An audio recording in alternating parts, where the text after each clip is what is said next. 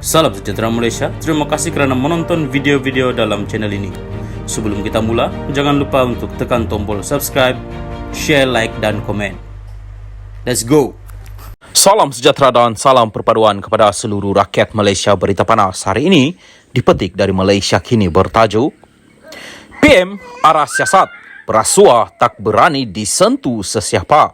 Berita penuh, Perdana Menteri Datuk Seri Anwar Ibrahim mengarahkan pihak berkuasa khususnya Suruhanjaya Pencegahan Rasuah Malaysia SPRM untuk menyiasat pihak yang bertanggungjawab atas kerugian ditanggung negara akibat rasuah. Beliau berkata selain SPRM, agensi lain yang diarahkan termasuk Lembaga Hasil Dalam Negeri LHDN, Bank Negara Malaysia BNM dan Jabatan Siasatan Jenayah Komersial, Polis Diraja Malaysia PDRM mengambil apa saja langkah mengikut jalur perundangan untuk bertindak. Kita kena suarakan rasuah, tetapi saya tidak boleh biarkan petunjuk satu persatu melainkan arahan umum kerana ada orang-orang diketahui rasuah berbilion, dah puluh tahun tapi selamat, tidak berani disentuh sesiapa. Apa arti negara? Kekuatan undang-undang.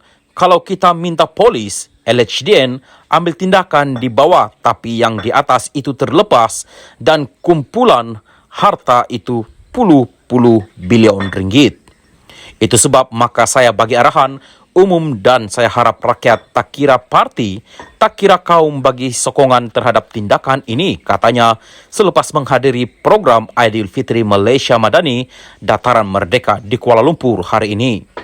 Beliau berkata demikian ketika ditanya mengenai tindakan khusus bagi mencari pihak terlibat kes rasuah berikutan statistik dikeluarkan EMIR Research, yaitu Malaysia dianggarkan berdepan dengan jumlah kerugian sebanyak RM4.5 trilion dalam tempoh 26 tahun disebabkan rasuah dan ketirisan. Anwar yang juga Menteri Keuangan berkata, jumlah kerugian sebenar belum dapat dipastikan, oleh itu, kerajaan kekal dengan keputusan dasar untuk memerangi rasuah walaupun menerima serangan dan tentangan kelompok yang korup.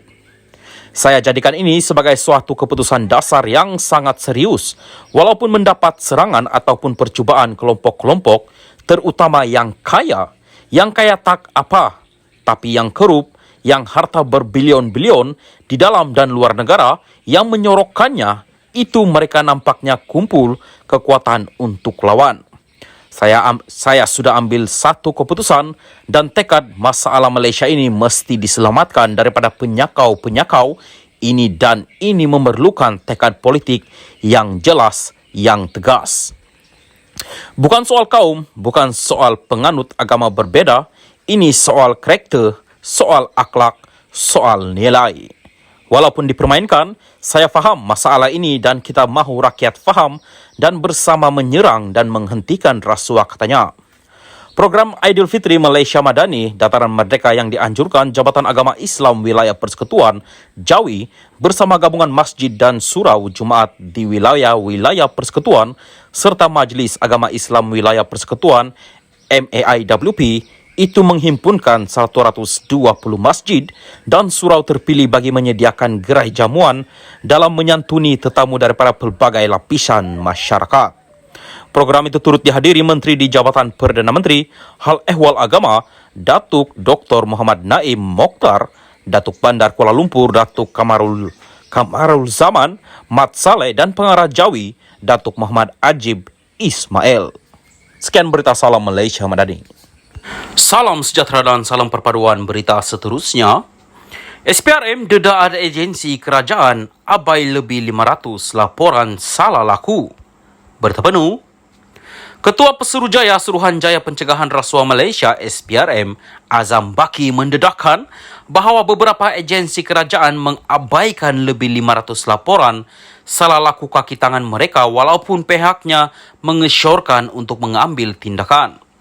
Dalam temu bual dengan NST, Azam berkata sudah menjadi amalan lazim ketua jabatan dimaklumkan dahulu tentang kesalahan orang bawahan mereka.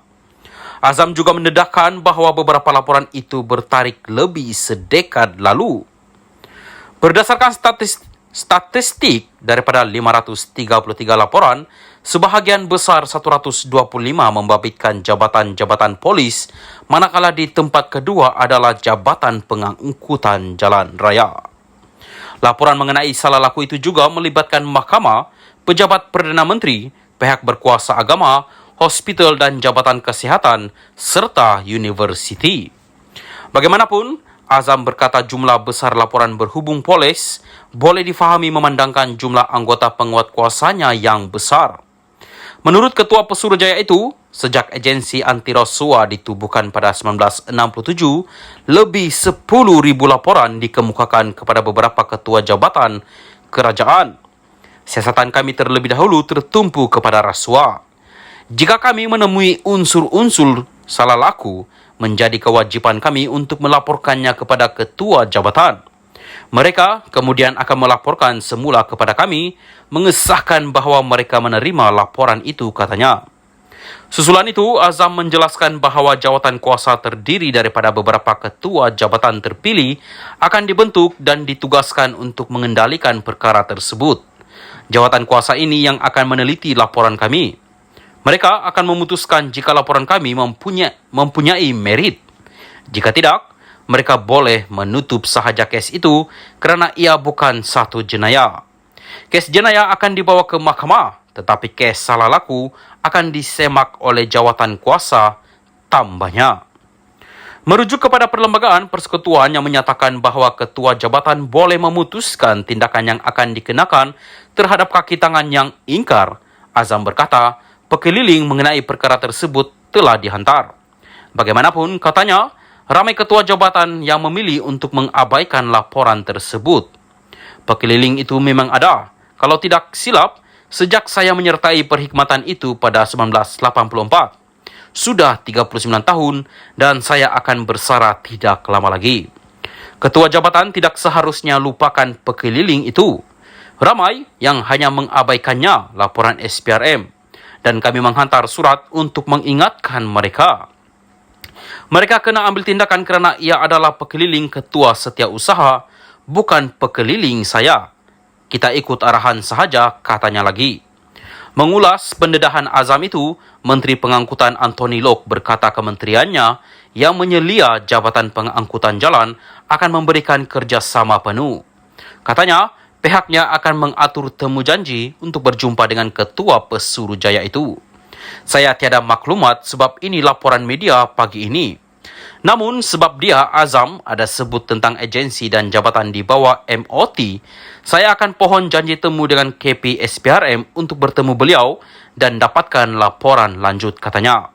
Lok berkata pertemuan dengan Azam adalah langkah awal sebelum sebarang tindakan diambil bagi berlaku adil terhadap mana-mana pegawai atau kaki tangan yang mungkin terlibat selain tidak menunding jari serta merta tanpa bukti kuku. Langkah lain yang akan dilaksanakan antaranya ialah mendapatkan senarai nama kaki tangan dan kes melibatkan mereka, katanya. Saya juga telah mengarahkan semua peringkat kementerian saya daripada ketua setiausaha hingga ketua jabatan untuk memberikan kerjasama sepenuhnya dalam sebarang siasatan oleh SPRM, katanya.